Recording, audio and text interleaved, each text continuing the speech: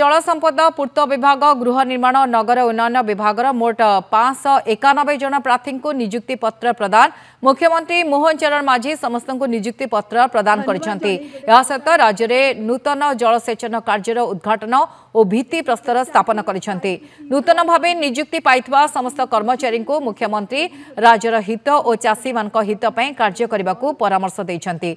नूतन जलसेचन प्रकल्पर उद्घाटन करी मुख्यमंत्री कहिसेंति एहा द्वारा राज्यर कृषक समाज विकास हेबा सहित चाषी एहा द्वारा उपकृत होई सफलतार शिखर चढ़िबो।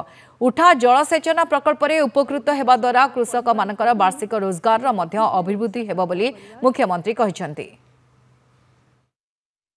सहकारी कार्यनिर्वाह जंत्री मानकर कार्यभार ये कार्यभार आपण मानकर अतीव गुरुत्वपूर्ण समग्र राज्यर उन्नयनमूलक कार्य जमिति कि रास्ता निर्माण गृह निर्माण सेतु निर्माण पानीय जल जोगाण कार्य आपण मानकर भूमिका बहुत गुरुत्वपूर्ण। जदि आमे टिके भूल करदेले पोल भांगी जीव भुसुड़ी पड़िबो धन जीवन नष्ट होबार बहुत संभावना। गृह निर्माण आमे करबा जदि गृह कौन कारण भुसुड़ी पड़ा ताहले आम उपर रिक्स आसीबो जीवन हानि हेबो।